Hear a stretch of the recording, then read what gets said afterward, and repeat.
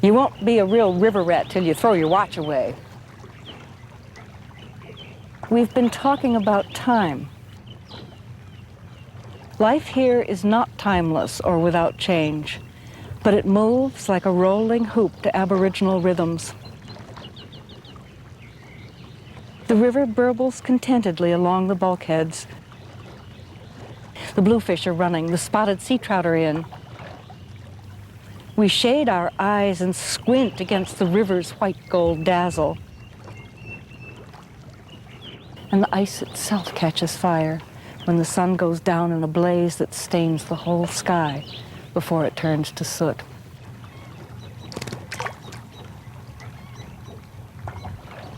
Beauty and agony, the story of a river and the people along it, the people of the Neuse.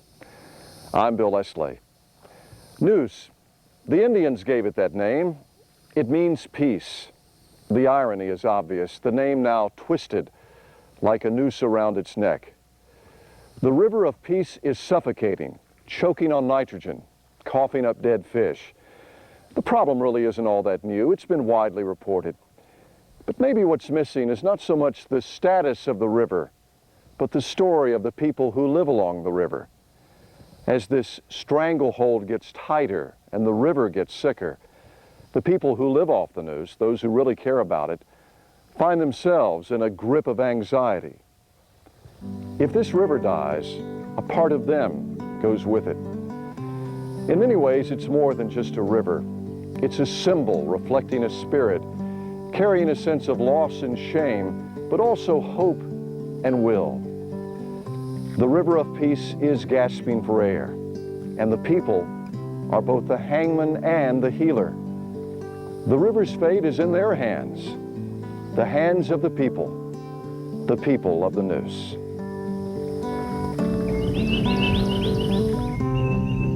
It belongs to the people in North Carolina.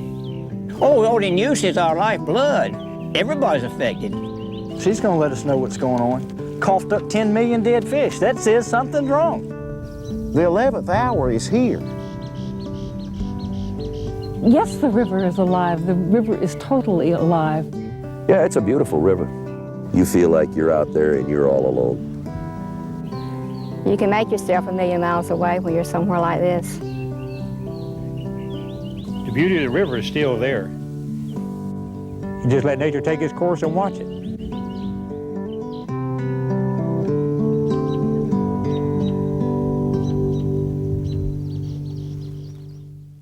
You could basically find everything on the bottom, including the kitchen sink.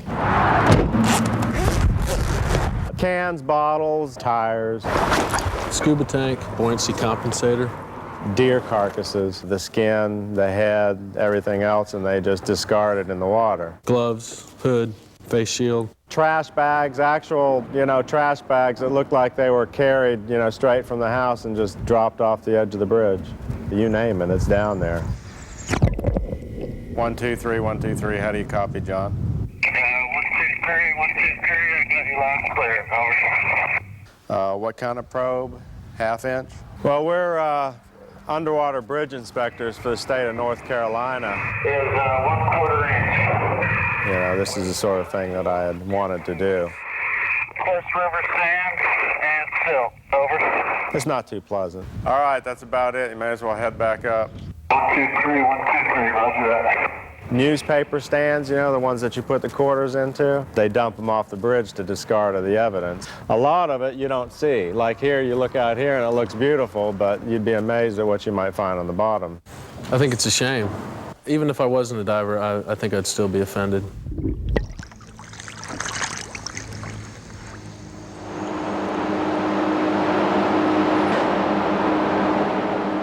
They're building a warehouse facility for Winn-Dixie.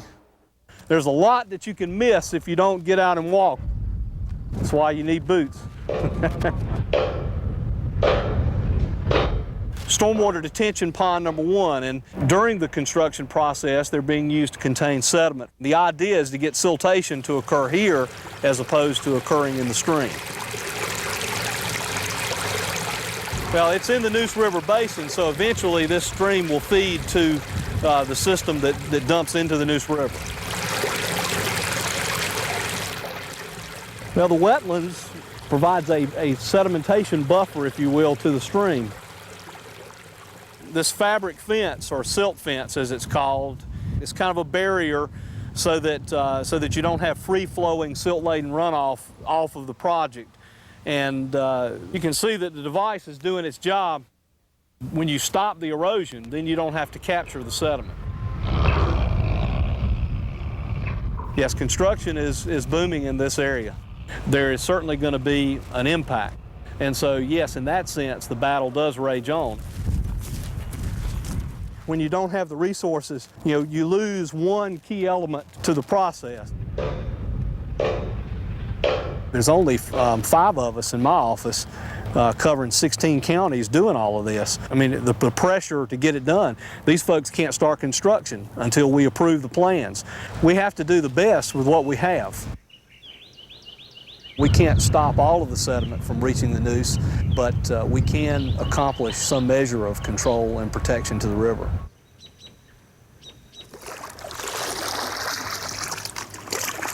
This is Crabtree Creek, which runs through Raleigh and runs through my backyard. It's not the cleanest creek in the state or the Neuse system. And I just stick it in the water and I get a reading out.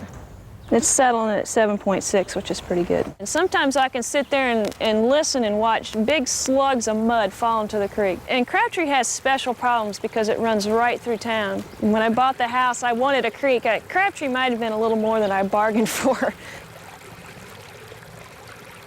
We dip it into the water, and that's a measure of turbidity, which means how much sediment is in the water. I mean, you can only see a foot deep in the water.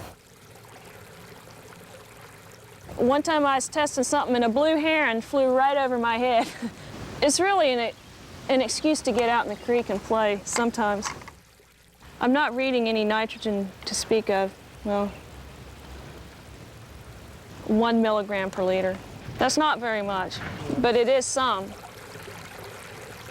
I just love the creek, warts and all. The first step is fixing it. You're in another world down here. It's beautiful. Yeah, I love being on the water. There's the V. See the V right there? I'm gonna drop us right through that. And there you go. Piece of cake.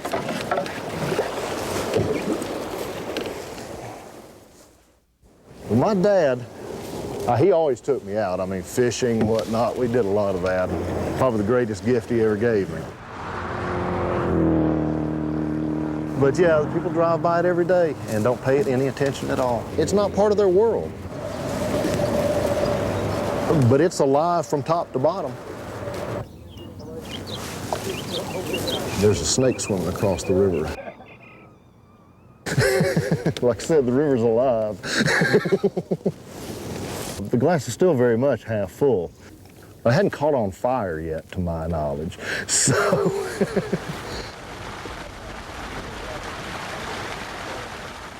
but it's suffering. I mean, the warning signs are there. You'll see little pipes like that all the way down the river. I'm actually reading the book on Pfiesteria, but it's scary stuff, when you're finding fish they're eaten up with sores. That's not natural.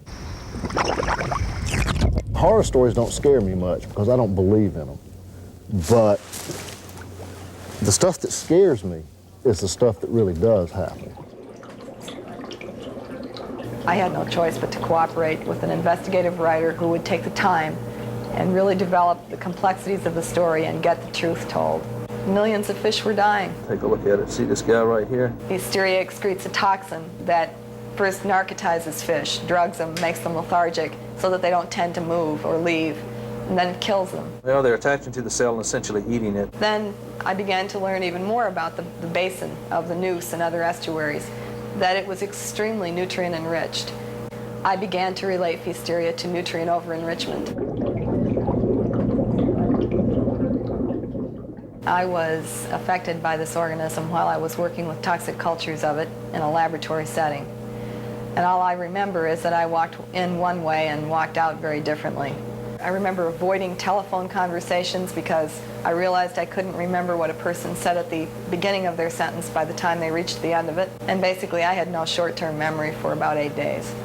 You get a cold, you get the flu, you don't get short-term memory loss. Well, the story wasn't over in July of 1993 because it turned out that this facility was not properly constructed. And it turned out that my research associate breathed in toxic fumes from one of the vents and collapsed. He couldn't remember how to find his way home, couldn't remember how to dial a telephone number, and literally had a 7-year-old reading level for almost 3 months. So I shut down my lab. What do we have here? Let's see. Pfiesteria, as it's swimming around here, if it's in a feeding frenzy like it is right now, will engulf 8 to 10 of these red blood cells over the course of about 45 minutes. I would have loved to turn my back on it. Many times I'd love to have walked away from this.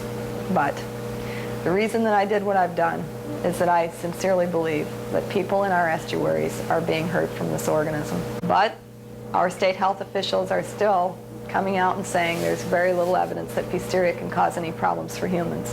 What I'm saying is the verdict is out, and it should remain out. It must remain out until we have a way of determining for certain whether people are hurt by this organism. I cannot say the extent to which people are being hurt without that information. It's not my fault. This is not right. Why don't people know? It's simple. You were exposed to Pfiesteria toxin. Look at what our government has done.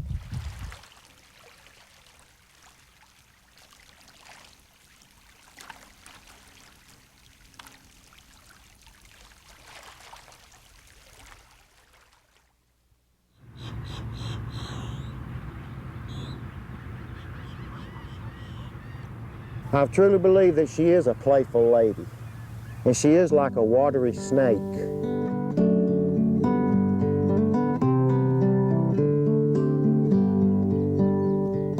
And I guess in the end, the spirit of a lot of people who care about it will die with the river if we don't do something.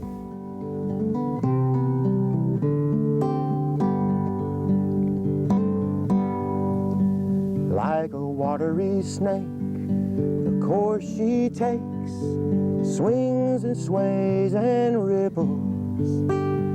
She rushes and she trickles, winding along her way. It's a very personal thing to me, very personal. It seems like everything's okay.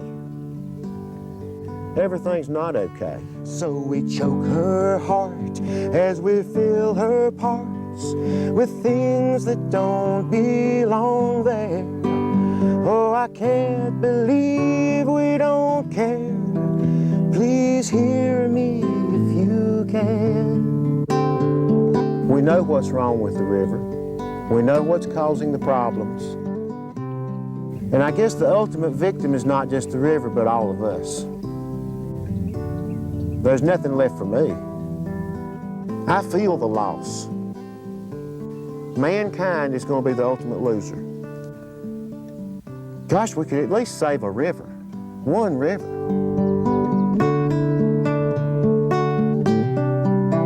She's polluted with lies men try and disguise. Her waters are living proof. All the graceful waters of the Neuse.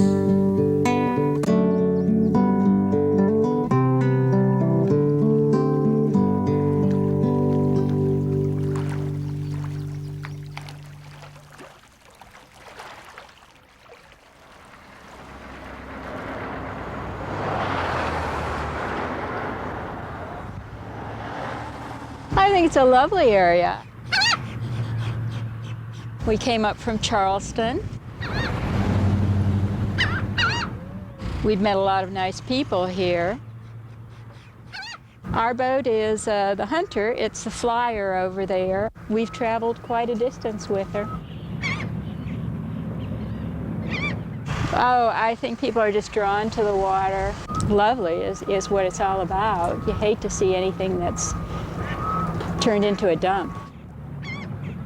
It's a hard balance to come up with, you know? But you've got a lovely piece of water here, and I'm sure that you want to preserve it.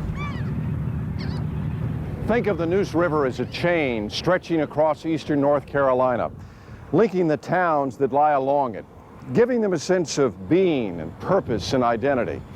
And in the middle of that chain, the central link is New Bern, a place for tourists drawn here by the river, where the watermen are who fish this water, the setting, the scenery. But the view looks different to different people. The line of sight may be obscured. There are things below the surface that you cannot see, a fate that David Jones could never foresee.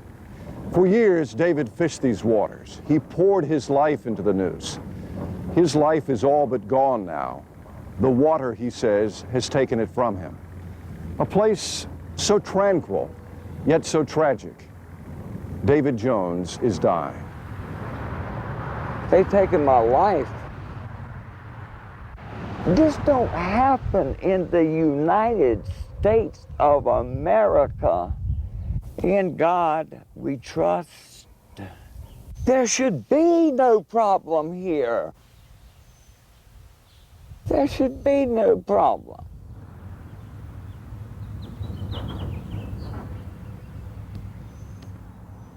He bought and sold seafood. It just never did go back because people were scared. We don't eat seafood anymore. We haven't eaten seafood in a long time. They know that there's something in the river. They know that it has affected people. Why aren't they listening? My livelihood was taken away from me. Just common God-given sense tells one something's wrong. You did this to me.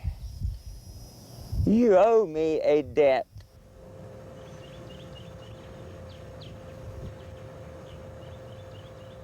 It's sad.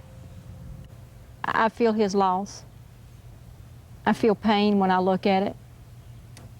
I feel like my kids have lost their dad. I feel like my mother-in-law has lost her son. My family's lost a friend. And where it would take me 5 minutes to come out here and do something, he thinks he's done it maybe in 5 minutes where it's taken him all day long, and he doesn't realize that. The pain hurt.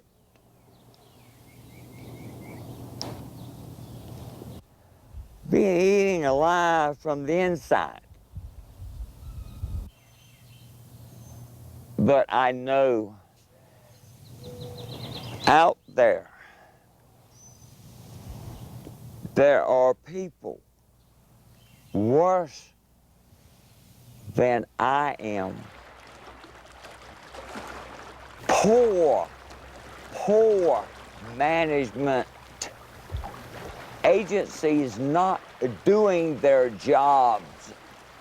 If the governor really wanted to know what was going on down here, why doesn't he come down here and see for himself? I don't see a future. No, there's no future. It is too late. Look at what our government has done.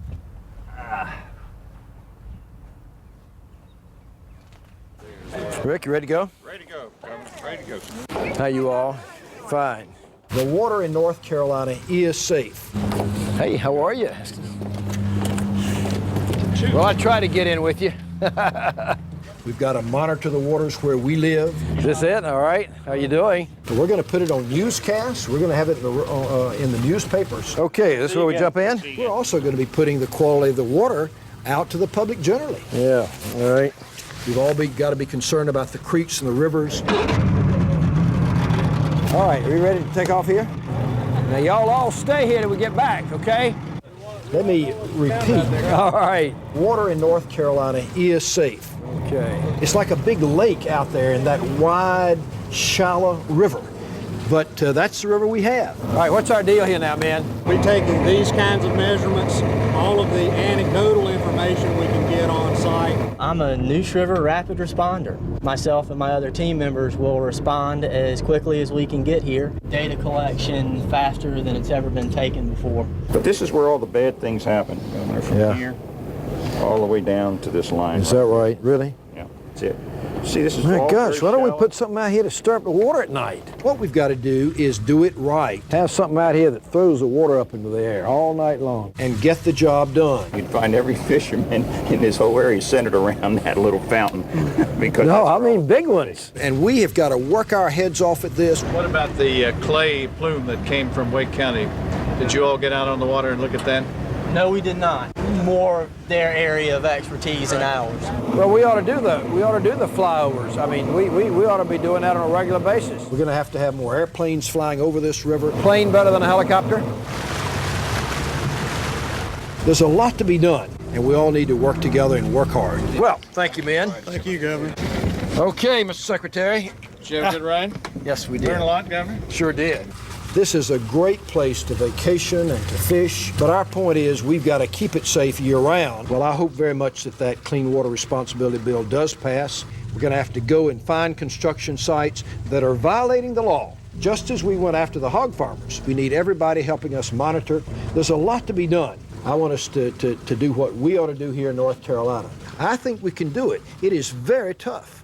It is not easy. It's going to take tremendous efforts to get this done. We've got to monitor the waters where we live. We are taking action now. We are making some progress. So we've got a lot of things going, but we've got a long, long way to go. Well, we're in this situation because there are a whole lot more of us than there used to be. Thank you all very much. We can solve this problem. I heard your speech. We can solve this problem. United we stand. Law is common sense. And common sense will solve this problem.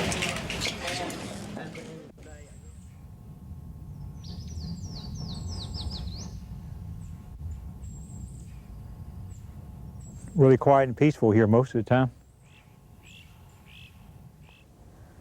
But the tranquility is still there. You don't see as much moss as you used to, though. No, the Spanish moss is probably gone. Sit there and look at the water, the ripples in the water, and forget all your troubles. Hear the birds hollering. When you really sit here and look at it, and that does have a spiritual effect on you. I started coming here when I was a little boy, probably 1950, 51, hunting Easter eggs. The cliffs was the only place you went to hunt Easter eggs. But all in all, it's really nice. You just let nature take its course and watch it.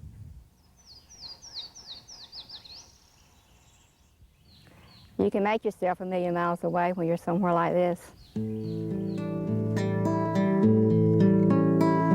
When morning sunlight flickers and you open up your eyes, robin redbreast greets you with a lullaby.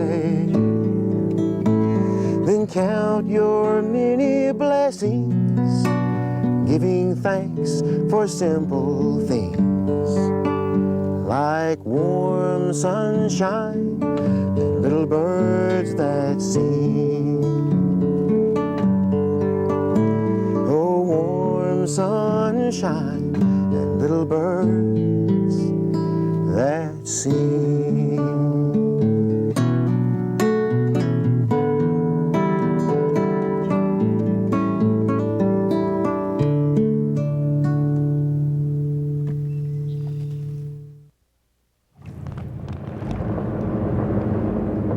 Yeah, it was a wonderful day. Fish were biting, weather was great. Just a great day to be out, better than any day at work. The bass fishermen and the jet skiers and the water skiers, I mean, it's a crowd on the weekends. you know, everything from here is, you know, of course, passed downstream. It's something that I like to just, you know, pretend that it doesn't exist, but you know it does. And to look out here, I mean, it's not anything that you can visibly see, but you know there is a problem. But, I mean, what the answer is, who knows? It's a really neat place. To some, it's just a body of water.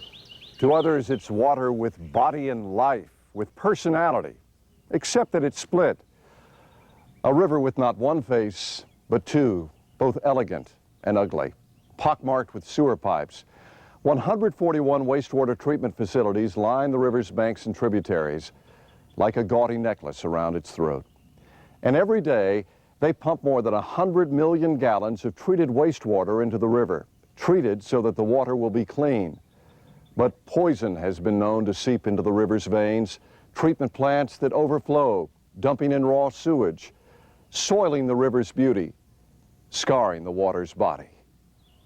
Anywhere between 50 and 1,000 gallons of raw sewage spilled from a waste treatment plant into the Neuse River. Kinston admits it. There were at least 4 spills at the city's 2 sewage treatment plants. Hundreds of thousands of gallons of raw sewage.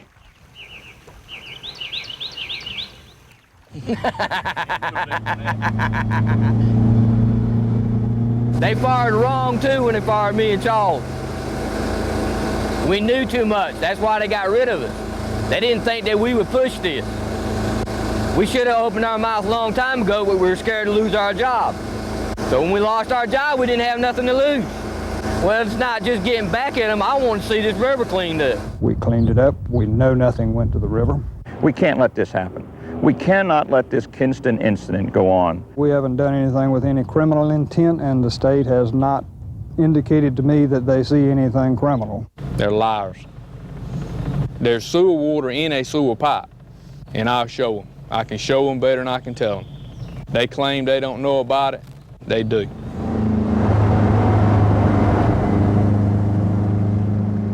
They're grade 4 operators, they're grade 3 operators, and they're teaching that in the grade 1 school.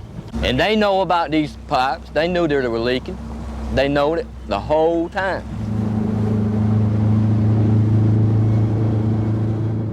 The city says it deserves tolerance. We're not perfect. We have had problems, as any town. The city's still denying it. I wish somebody, somehow, would take over and clean the place up and run it like it's supposed to be.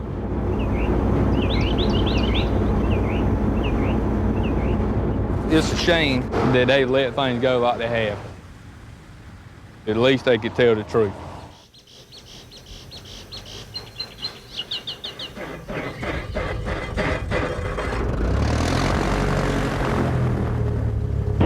New Bern Cessna 46390 taxi for takeoff.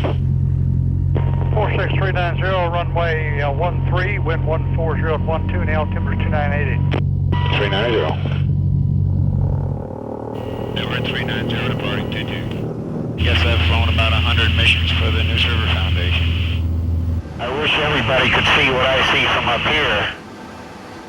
I live on the Neuse River just outside of New Bern, just south of New Bern. That's why I guess I'm sensitive to what's been happening to the river. I've seen it degenerate over the last 8 or 10 years.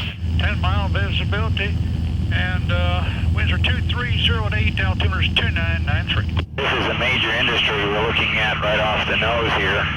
I think one of the products is paper for disposable diapers. If you look down there in those black streaks by that day marker, you'll see what's coming out of that factory. But I wish everyone could see what we're seeing right now in that discharge. I think we need a basic change in attitude. It's not okay for them or for me or for anyone else to pollute this river. It belongs to all of us.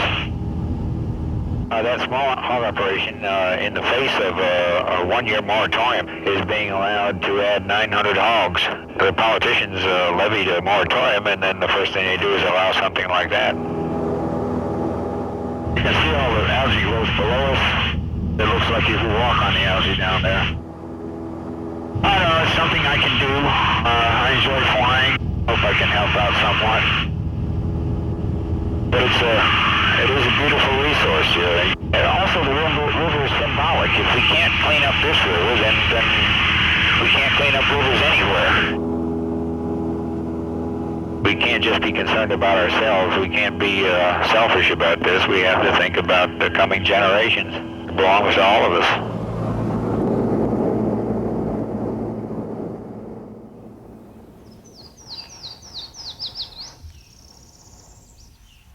Nature has a way of flushing itself, and it's all of us are going to have to get together to save all of these rivers. It's not just the Neuse. You wish the river could talk. It would have loads to say. It's like that old oak tree, I guess, that would be able to tell you what history was all about and what happened here. Where we're at 300 years ago, this was all forested land. So what we had was a settlement starting here, and it was called Waynesboro. There were stagecoaches coming in. Town didn't have any churches, had loads of hotels and bars. The river, of course, was the means of travel. Basically, these were the roads in the old days. This was probably the most strategic target of the Civil War. You had the railroad junction. Right where the original railroad tracks are still today is where the Battle of Goldsboro would be. This river will amaze you. You can be 500 feet from a city and not even realize it's there. You feel like you're out there and you're all alone. That we've got to take what nature gave us, we've got to be able to use it, and we've got to be able to use the history that comes from it.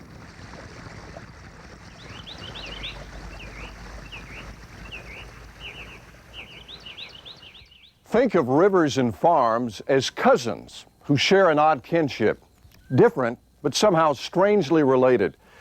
Cousins, but who can't quite keep their distance. Cousins can also be cruel. Each aggravates the other. The rivers flood the farms run off into the rivers. Runoff is the biggest problem facing the Neuse River. Fertilizers from lawns and farms, nitrogen. It throttles the river's oxygen, causes algae blooms and fish kills. And more than half of the nitrogen that goes into the Neuse River comes from agriculture. In the Goldsboro-Kinston area, agriculture means farms, and farms mean hogs. They're fun to watch. Their main interest in life is eating and drinking and sleeping. Hog industry by law is not allowed to discharge 1 pound of nitrogen into the rivers, where cities, towns, other industries are permitted to discharge tons of nitrogen into the river. Let's get them up to our standards before we start regulating the hog industry even more.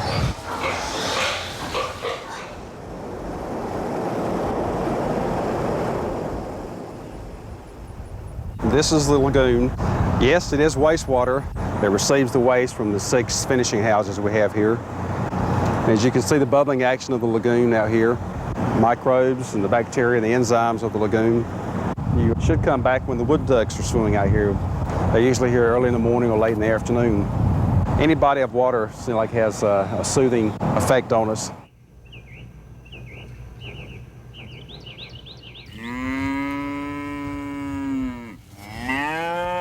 Come on, girls.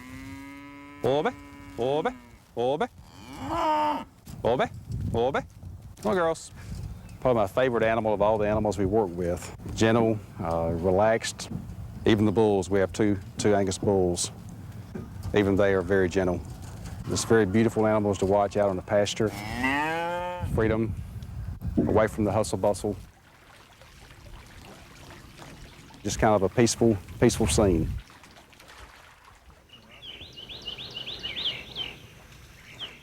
Farm is 44,000 acres and probably one of the largest farms in the country.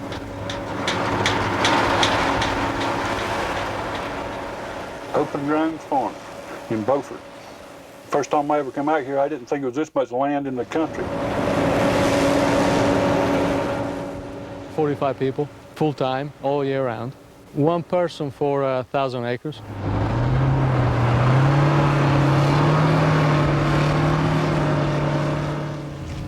Every day I get to see something new, and this has a value to me.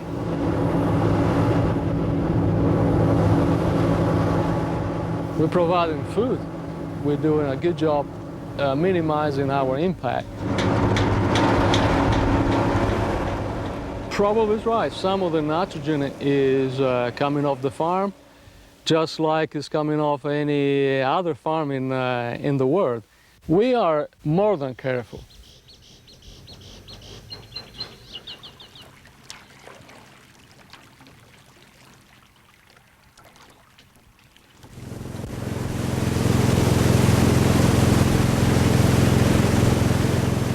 They've got fish dying and fish with sores, all species.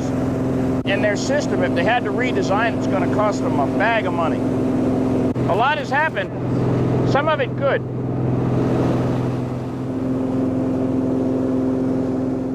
She's not healthy, she's sick, she needs our help. And you can't turn your back on it. We need the answers. We can't afford to fail. Hey, Dean, a spill, it looks to me about a mile long, maybe 500 yards, 1,000 yards wide. You got Mark with you from Division of Water Quality? And we'll send them a copy of the photos, too. Again, when you see the photos, then you'll understand that it was worth the call. All right? Okay. Righto, Dean. Bye-bye.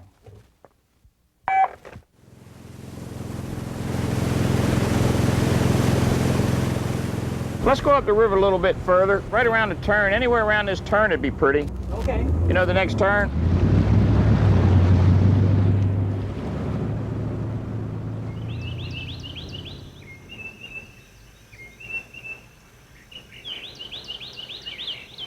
You don't have to be a tree hugger to fall in love with this water.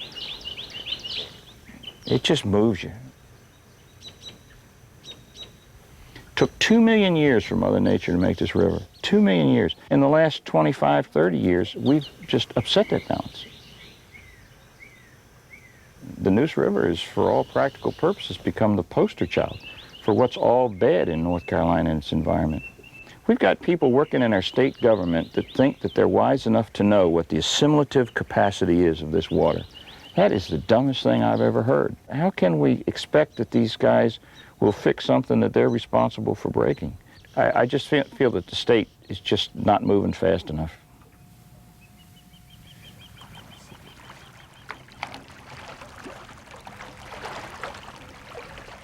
Some of the saddest times that I have on the water are to be out on a fish kill, when the water stinks and it turns an ugly shoe polish brown, and the fish are floating and you got these gaping sores on them. And you look at that, and then you think back to the beauty that should be there and that is still there in different places. And the contrast, because you can realize by looking at that carnage in the water that this is not right, this is wrong, and this has got to be fixed. It really sets up in your mind. It's an imprint that you don't easily forget.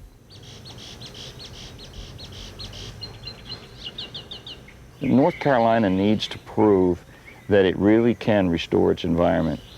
And what better place to start than with the poster child?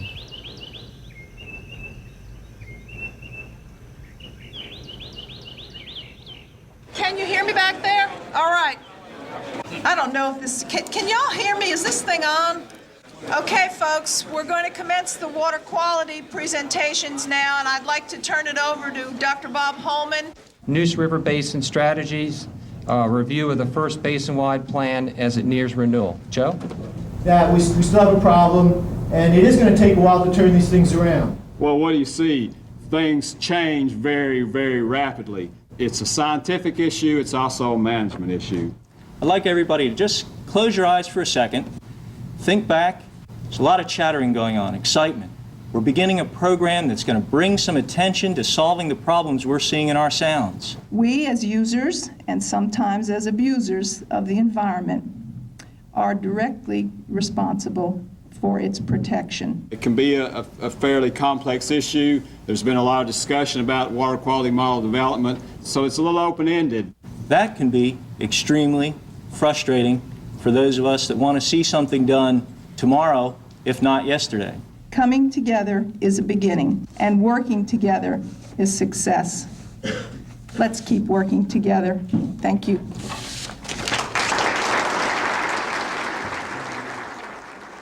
The Neuse River has been studied to death. Another study, another study, another study. You know, it's a crock if nobody does anything, Mr. Pfiesteria has done a number on us. This is my hometown. I love it. I mean, it's the place I grew up. I mean, take a look. That's fertilized fairways right to the water's edge. My family was a member of the country club. I spent my summers on this dock and walking along the shoreline here, and I remember and I know what it's supposed to be like. It's out of balance. You know, I want it now. I don't want to have to wait. I want to get this river fixed now. It's just a do-nothing little ditch that, you know, I grew up fishing and stealing squirrels with BB guns and frog gigging. I mean, what a backyard, you know? And this is old cypress right here. It's an osprey checking us out.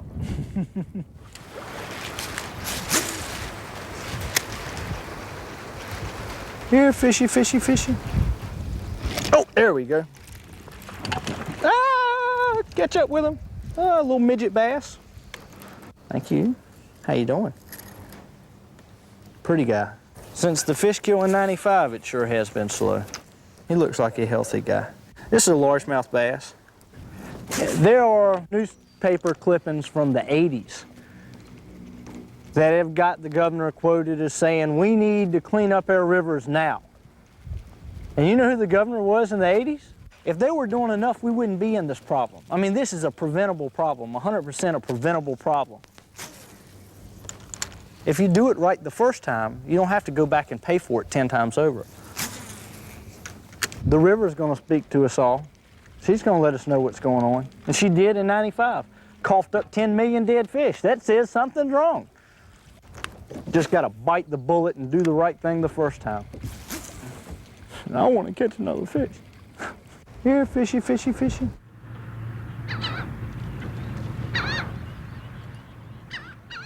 Cast, reel in, cast again. Our grandson Russell, not quite 5, teeters on the bulkhead. He is learning to work a spinning rod. I got one, small boy shouts. Its flapping body slaps the air. Wet scales reflect a rainbow of light. Fish hits the water and flips out of sight. And as it disappears, I see the ending to this afternoon's fairy tale. The ending to this story is really a beginning.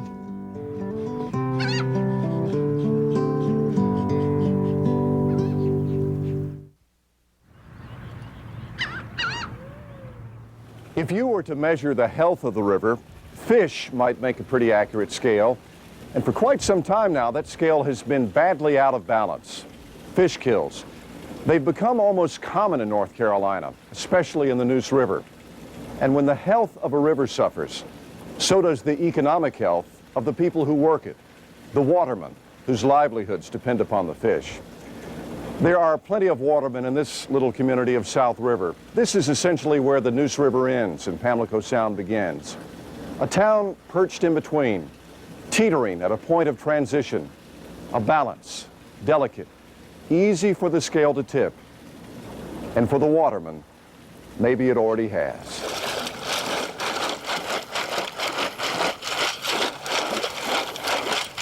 I got me 2, 3.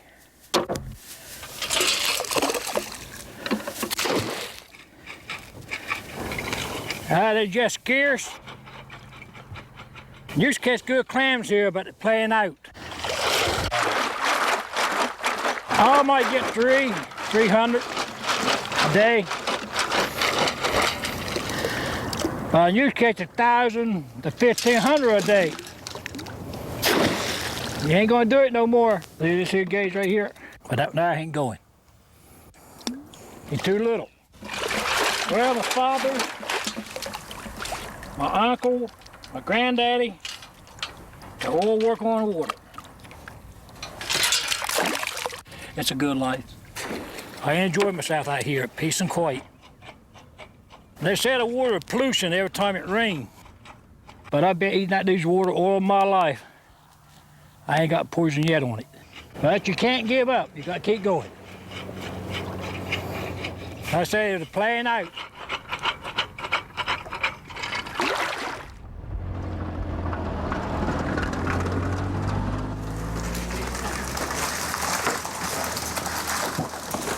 Been around this all my life.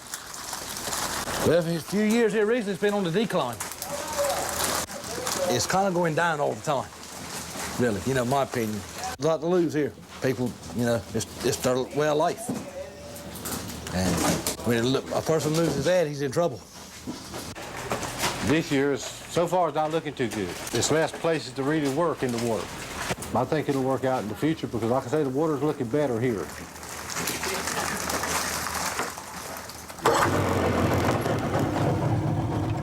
The water is the clearest in South River now. Everybody's telling me in 10 years.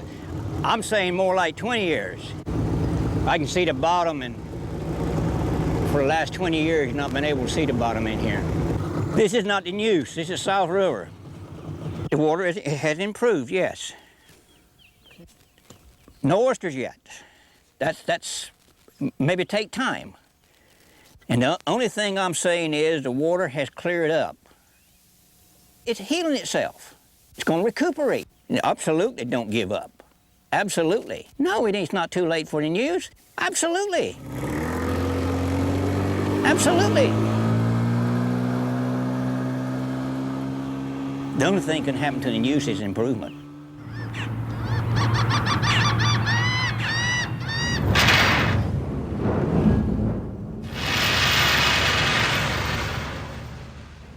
Great day to be alive, yes, sir.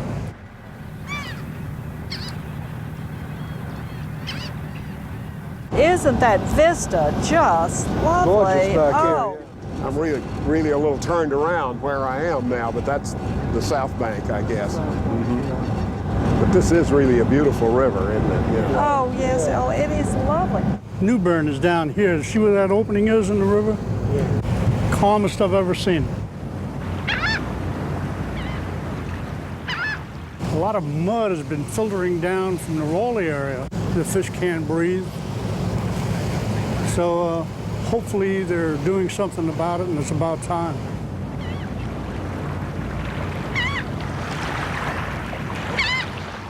We should have brought along some popcorn to feed the seagulls. Should have brought a camera.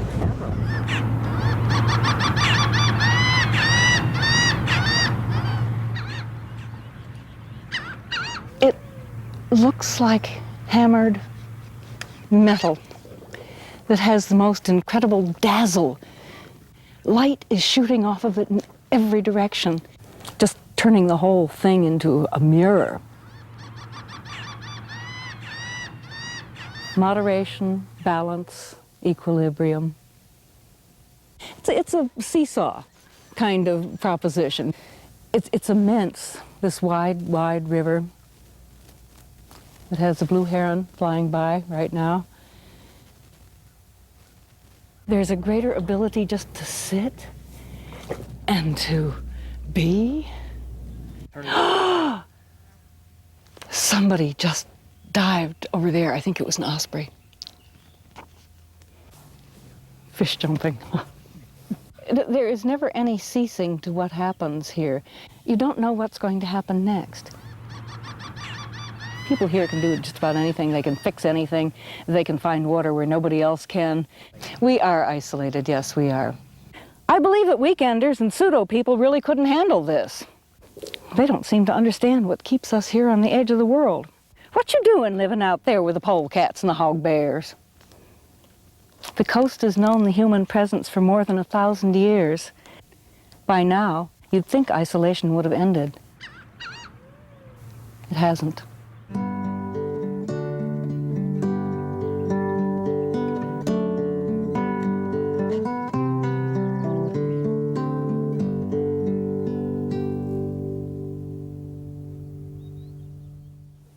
There is, it seems, a cycle to life: birth, death, and resurrection. And maybe the same can be said about the Neuse. A river at first so pure, now polluted. What held such history and such promise now suffers in agony. Some say this river is dying. Others say it's still full of life. Maybe it's somewhere in between, or maybe much farther along than that even. There is life and death, and there is resurrection. The soul of the river, even now, somehow reaches out beyond its banks to touch the people of the Neuse.